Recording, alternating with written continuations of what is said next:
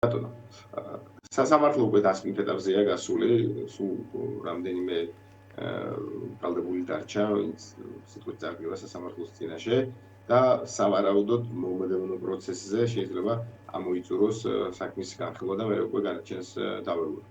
რაც შეეხება უშუალოდ მტკიცებულებებს, დღეს პატამანჯგალაძის დასკვნითი სიტყვა წარმოადგინა, მოგეხსენებათ ამ საქმეზე მურთას ვიცავს ოდელავას, მურთაზის უდანაშაულებასთან დაკავშირებით წინა პროცესებში ცლად ვისაუბრეთ. დღეს ახლა პატას დასკვნითი სიტყვა ჰქონდა, მოდი პატასთან დაკავშირებით გიპასუხებთ. პატაზე ნამდვილად არ არსებობს არც პირდაპირი და არც ირიმი მტკიცებულება იმ სტანდარტითაც კი, რითიც პროკურატურა ედავება ამ საქმეზე ადამიანებს, საქართველოს პატრიოტებს, მაგ სტანდარტითაც კი არ არსებობს რაიმე გამომწვეველი განაჩენის დასადგენად. ამას ვამბობ სრული პასუხისმგებლობით, უფრო მეც ვიტყვი, მაგალითად ახლა მე ხო ბრალდება არ მაქვს ოქტომბერთან დაკავშირებით წარდგენილი, ხო?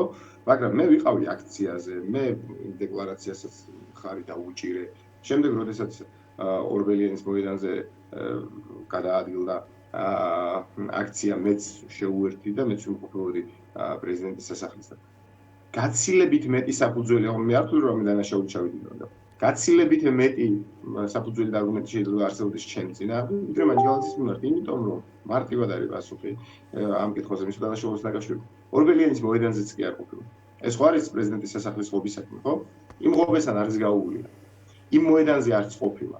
ერთადერთი პატას წინააღმდეგ რაც არის აი ეს ცნობილი ვიდეო, სადაც ბატონი პატა ბურჭულაძე პატაზე, ირაკლი ნადირაძეზე, ლაშა ბერიძეზე, მურთაზ ოდელავაზე ამბობს, რომ აი საორგანიზაციო კომიტეტი, ხო?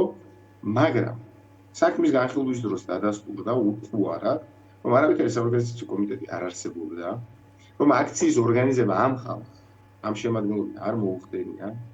უფრო მეტიც, დადასტურდა, რომ 4 ოქტომბრამდე უკვე მერიისთვის მიწერილი იყო წერილი აქციის გამართვის შესახებ ნებართვა წინასწარ ინფორმირება რომ არის კანონმდებლობით გათვალისწინებული, სადაც ეს ხალხი ხელს არ აწერს ამ მიმართვას. მერიდანაც პასუხი ამოსული და ადრესატები ეს ხალხი არ არიან. შესაბამისად, არა თუ რაიმე დანაშაულის თვალსაზრისით, აქციის ორგანიზების თვალსაზრისითაც კი პატა მანჯგალაძის მიმართ რაიმე მტკიცებულება არ არსებობს. ახლა ჩნდება კითხვა, რომ პატა ბურჭულაძემ რატო დაასახელა მაშინ თქვა ან ლაშა ბერიძე ამ პატა მანჯგალაძემ საორგანიზაციო კომიტეტის წევრად. ბატონო პატა ამასთან დაკავშირებით ვრცელი განმარტება გააკეთა სასამართლო პროცესზე და თქვა შემდეგ. როდესაც ეროვნულ კრებაზე ველოდებოდი და 1000-ობით და 10000-ობით საქართველოს მოქალაქეს, რისკი იმის, რომ ან შეგნებულად, ან შეუგნებლად, ან კეთილი განზრახვით, ან პროვოკაციული მიზნებით ყოფილიყო ხალხში გავრცელებული სხვადასხვა მოწოდებები, რასაც შეიძლება აქციის ინტერესები და ეზიანებია, ამის პრევენციისთვის გადავწყვიტე რომ რამდენიმე ადამიანი, ვისაც ნამუსიან ადამიანად ვიცნობ, ვისაც კეთილშობილ ადამიანად ვიცნობ, აი ესეთი ადამიანების ირგვლივ გამევრცელებინა მასმედიის საშუალებით ინფორმაცია, რომ აი ამ ხალხს დაეკითხეთ ჭკუა და არავის სხვას. რომ იქ არ ყოფილიყო რამე ექსცესები, შეხლა შემოხლა და ასე შემდეგ.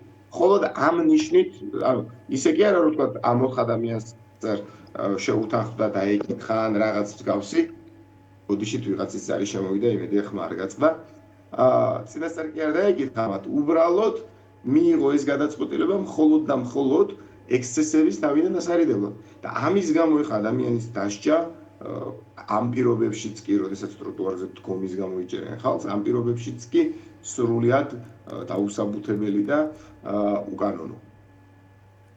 კი ბატონო, უშუალოდ პატა ჩემი ხმა მესმოდა, არა უშავს.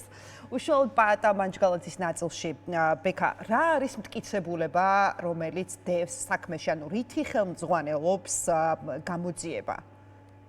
აი წაღან რაც გითხარით, მხოლოდ ის ვიდეო ჩანაწერი, რაც ჩვენ 4 ოქტომბერს ყველა ვნახეთ, როდესაც ბატონი პატა ბურჭულაძე ამბობს, რომ აი ეს ადამიანები არიან აქციის საორგანიზაციო კომიტეტში და აი ამ ადამიანებს ენდოს აქციაზე მოსული ხალხი რაღაცა აი ამის იქით მანჯგალაძესთან დაკავშირებით არაფერი არ არის, თუმცა ესეც გამოირიცხა ბატონი პატა ბურჭულაძის მიერ მიცემული ჩვენების შემდეგ რაიმე ფორმით რომ იყოს მანჯგალაძის წინააღმდეგ გამოყენებული და ამის იქით ახლა მე მესმის რატომაც მეკითხები არ უნდა რომ ამაზე როგორ შეიძლება ადამიანის ციხეში იჯდეს, ხო? მართლა ეს კითხვა არსებობს.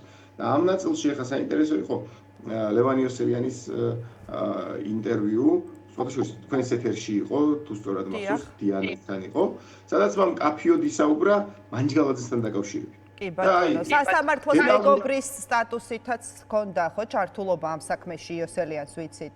ხალხო დამცველის ინსტიტუტმა სასამართლო მეგობრის მოსაზრება სასამართლოში და ანუ ეხა მე რაც აღწერე შეიძლება ვიღაცას მოეჩვენოს რომ აი პატას ვიცავ და შეიძლება რაღაცას ანუ აზვიადებ ან ჩემეულ ინტერპრეტაციას ვახდენდი არა იგივე თქვა აბსოლუტურად იგივე და კიდევ უფრო დამაჯერებლად და მეტი სამართლებრივი არგუმენტაციით სახალხო დამცველის ინსტიტუტმა მანჯგალაძესთან დაკავშირებით კი ბატონო. მადლობა, ძალიან დიდი მადლობა ბექა ბასილაიას საუბრობდა დღის ამბების პირდაპირ ეთერში.